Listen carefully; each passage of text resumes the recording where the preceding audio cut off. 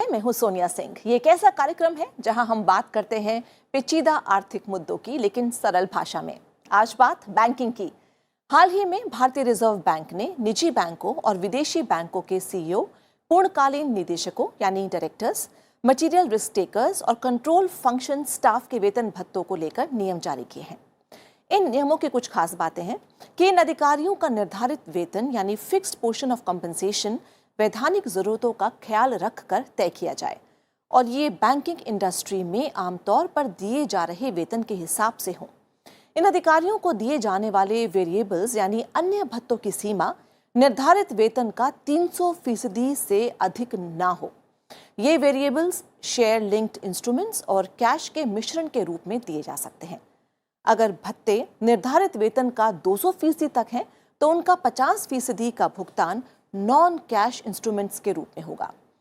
अगर भत्ते निर्धारित वेतन का 200% से अधिक है तो उनका 67% का भुगतान नॉन कैश इंस्ट्रूमेंट्स के रूप में होगा। अगर ये वेतन भत्ते 25 लाख रुपए से ज्यादा हैं तो इनका एक बड़ा भाग अधिकारी को तुरंत नहीं मिलेगा, बल्कि उसके भुगतान कम से कम 3 साल की समय सीमा में किया जाएगा। इसके साथ ही केंद्रीय बैंक ने निजी और विदेशी बैंकों से ऐसी नीतियां बनाने को कहा है जिसके मुताबिक इन अधिकारियों के खराब और लापरवाह फैसलों से अगर बैंक को नुकसान पहुंचता है तो इनके वेतन भत्ते जिनका भुगतान होना बाकी है उनमें कटौती की जा सके। आरबीआई के नए नियम 1 अप्रैल 2020 से लागू हो जाएंगे। बैंक सीईओ, डायरेक्टर्स और दूसरे अधिकारियों के वेतन भत्तों पर लगाम से क्या बैंक बनेंगे और जिम्मेदार? इसी बात पर चर्चा करेंगे आज की अर्थनीति में।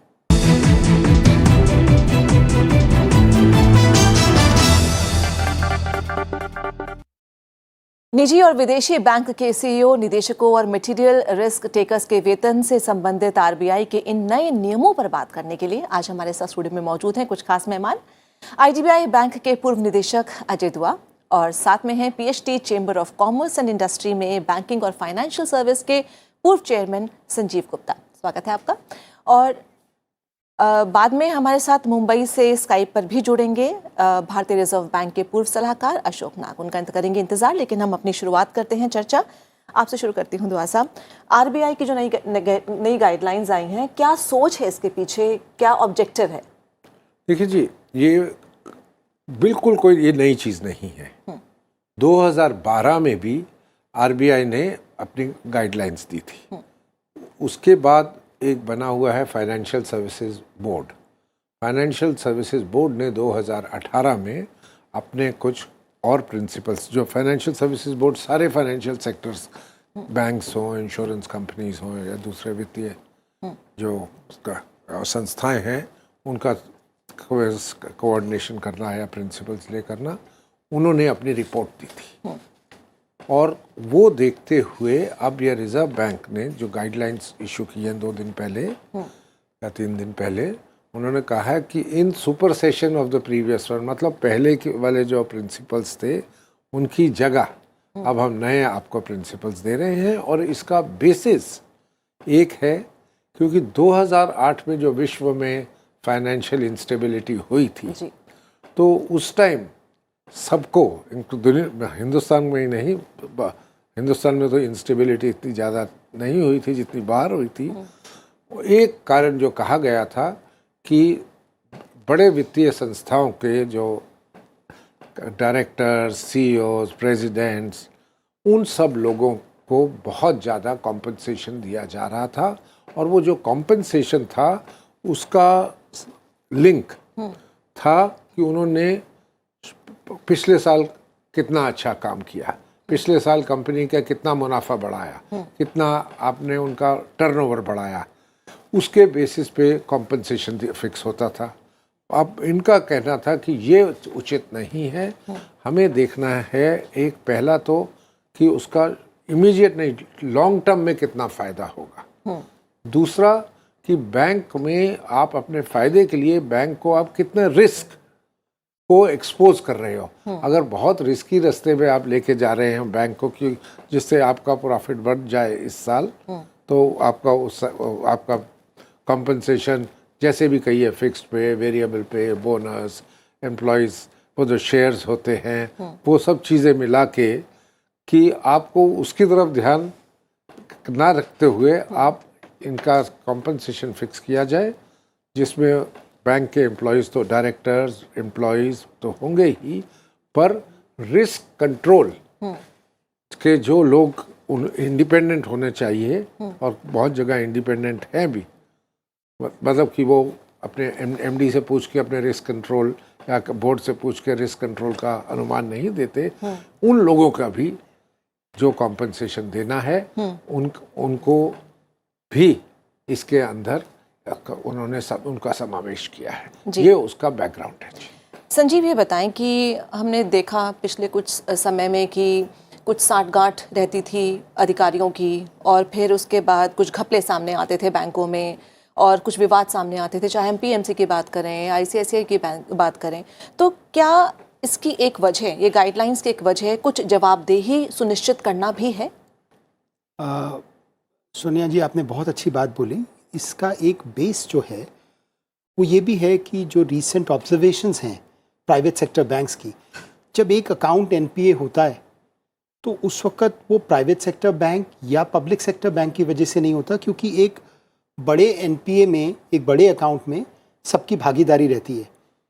जो प्राइवेट सेक्टर बैंक्स हैं उसमें ख़ास तौर पे ये देखा गया, जैसे अभी चर्चा भी हुई, कि एक होड़ लगी रहती है कि शॉर्ट टर्म प्रॉफिट्स को मटेरियलाइज किया जाए, क्योंकि उससे जो senior management, the CEOs, the material risk takers, MDs और बाकी सीनियर लोगों का एक इंसेंटिव प्रोग्राम जुड़ा रहता है, और उस वक्त लॉन्ग टर्म आउटलुक और रिस्क एवर्सिवनेस को ताक पे रख दिया जाता है। तो वो फ्यूचर को ना देख के अभी के अभी देख के, और एक और इसमें एक बहुत बड़ा मुद्दा है कि कुछ सीनियर लोग उस वक्त उसको एनकैश तो कर लेते हैं, और आगे आने वाले सालों में चिंता भी ज़्यादा नहीं रह जाती उनकी, बैंक का क्या होगा उसकी कम चिंता करके अपनी चिंता करके हाथ धो के चले जाते हैं। Actually they also leave.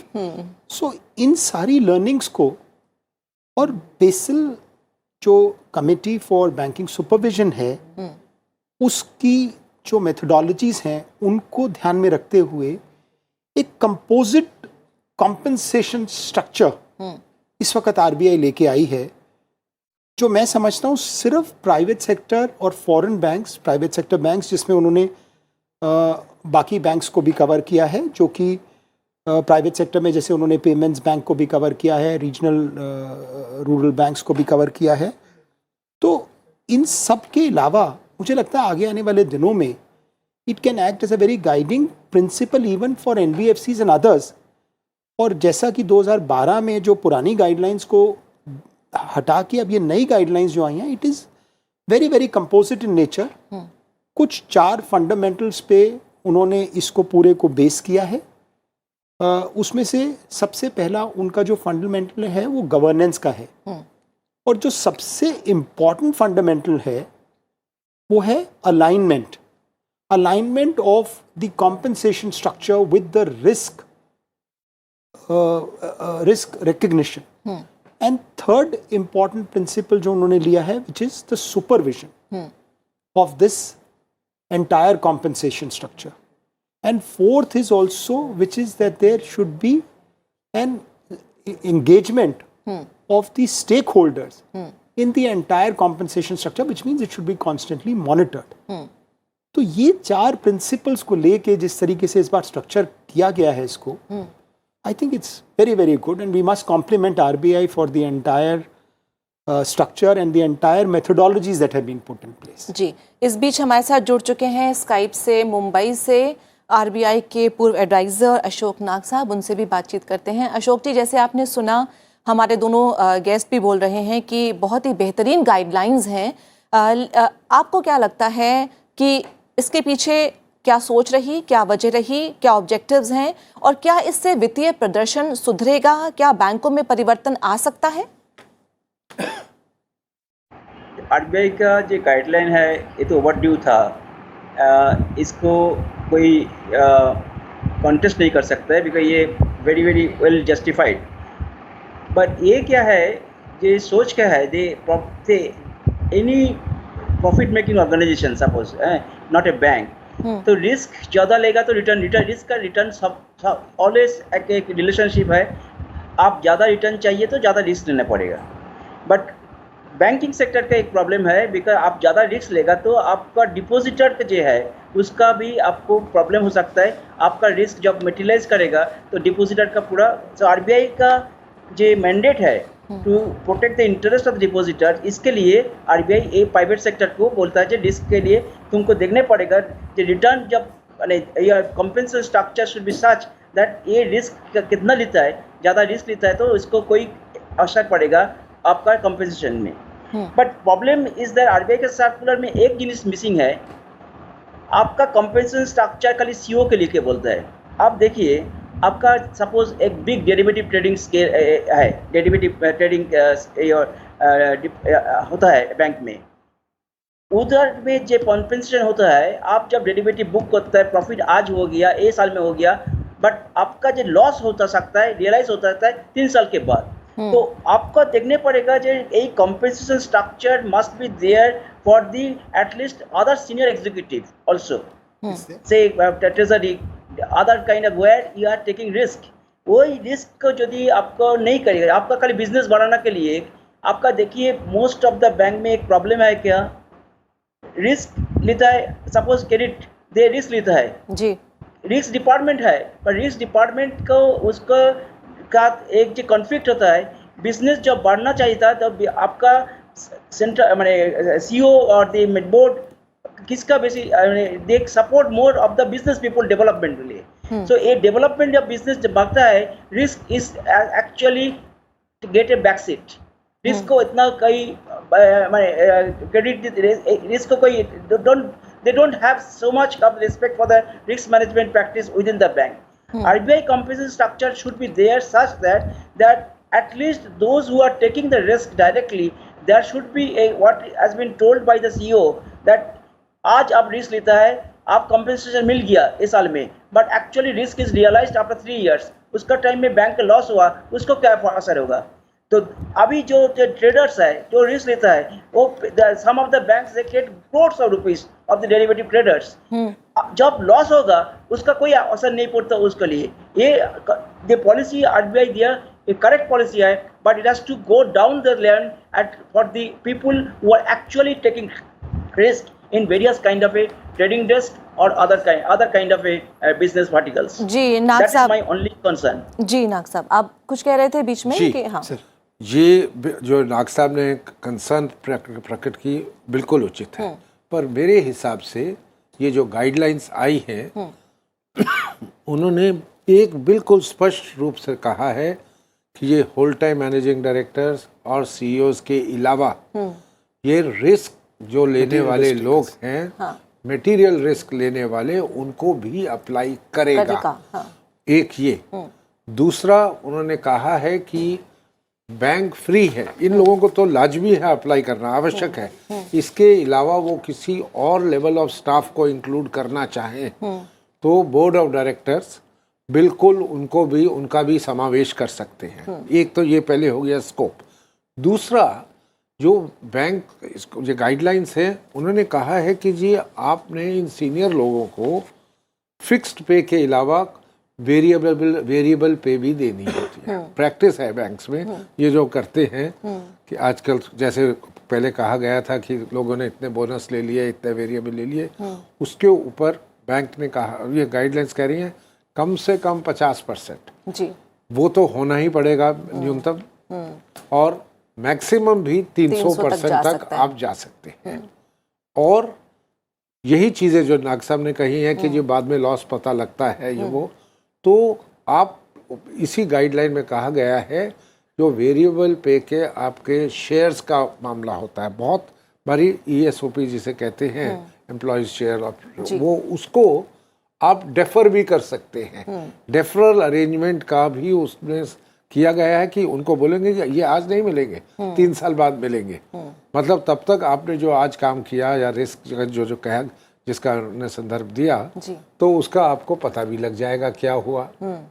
एक ये हो गया जी। और चौथी चीज़ जो की गई है, इनमें इसी विषय पे हूँ, एक शब्द है जी क्लॉबैक। क्लॉबैक मतलब आपने किसी को अगर दिया भी हुआ, आपने उनके कॉन्ट्रैक्ट में ही पहले लिख देना है कि आप अपनी कंपनी की जो पॉलिसी है कि जो दिया हुआ पैसा है वो भी हम आपसे वापस ले सकते हैं। काफी दिलचस्प है ये क्लॉबैक क्लॉज, इस पर हम चर्चा विस्तार से करेंगे। एक छोटा सा ब्रेक यहाँ ले लेते हैं, ब्रेक के बाद लौटेंगे तो करेंगे इस पर चर्चा। आप देखते रहिए अर्थनीति।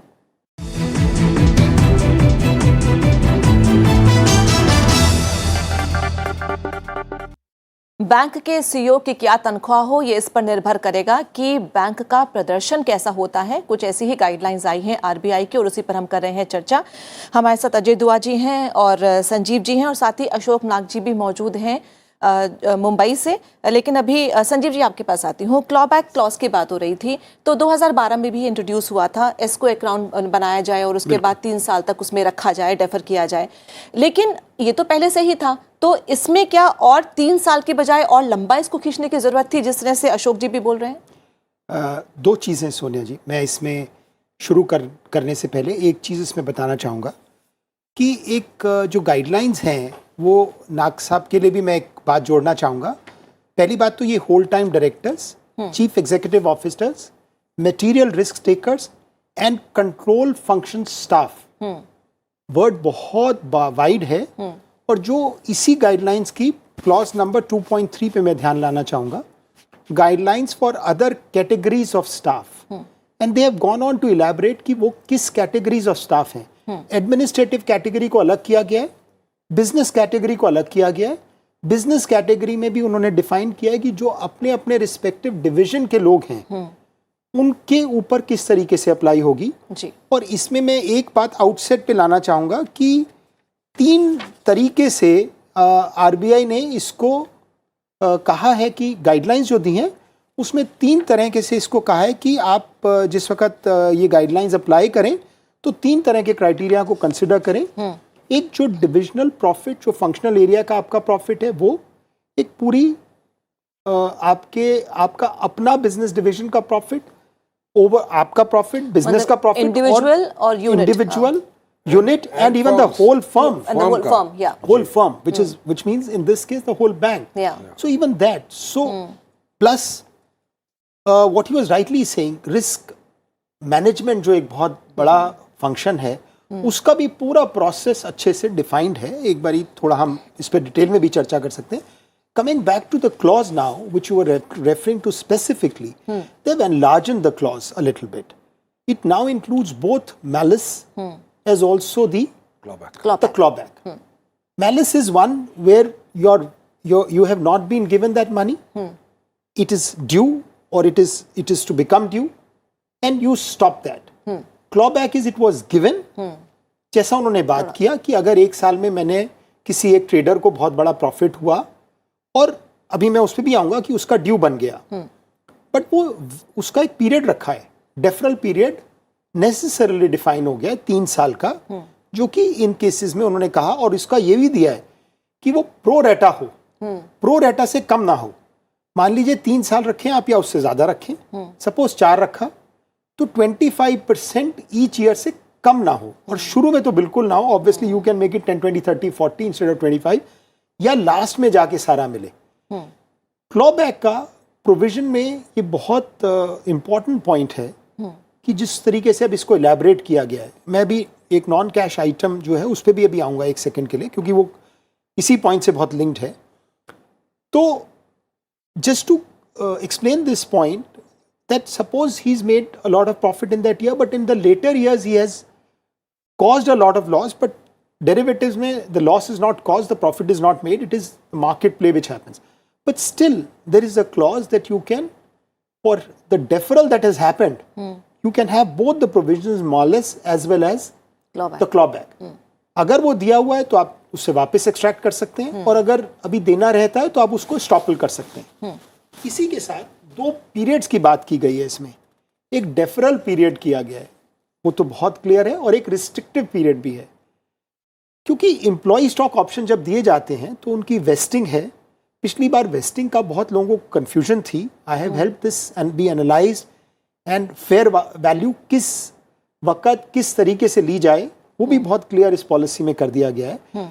और इसके अलावा जो जो ये वाली मेथोडोलॉजी उन्होंने डिफाइन भी की, और आगे चलते हुए आप इसको I think this will make the whole system flow very very smoothly.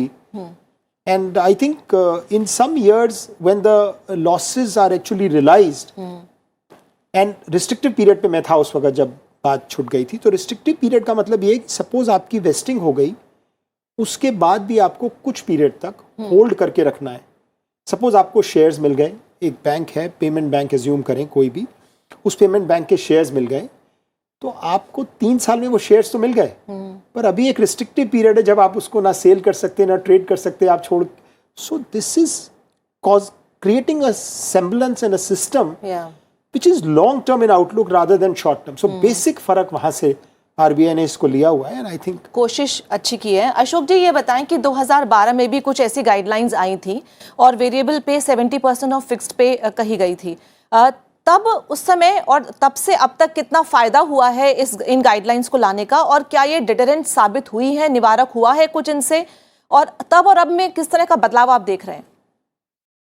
देखिए, ये तो आरबीआई का गाइडलाइन है, बट पॉइंट इज दैट ये गाइडलाइन का जो इम्प्लीमेंटेशन होगा तो उसको कितना RBI is possible for RBI to go into details that guidelines का कैसे इम्प्लीमेंट हुआ है. आरबीआई गाइडलाइन 70% किया, अभी 50% किया, ये गाइडलाइन ठीक है, बट गाइडलाइन के implementations, how does RBI come to know that there has been breach in the guidelines, because ये जो कैलकुलेशन होगा पूरा कैलकुलेशन में पूरा इंफॉर्मेशन सेट आरबीआई को मिलेगा क्या, आरबीआई का जो inspectors will be able to delve into that, ये is an issue definitely. For example आपको देखिए, ये पीएमसी बैंक हुआ था जी, तो इसका में जो इंफॉर्मेशन बैंक दिया था, इंफॉर्मेशन इज रॉन्ग था, गलती था.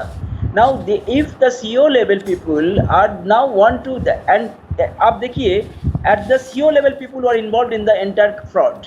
ठीक है, सो आरबीआई का जो एक कैलकुलेशन होगा, जो पूरा जो माने वेरिएबल पे हुआ, प्रॉपर्ली कैलकुलेशन हुए दिया कि ना, 3 साल का जो क्लॉज बैक विद डिफॉल्ट होता, कितना डिफॉल्टमेंट हुआ.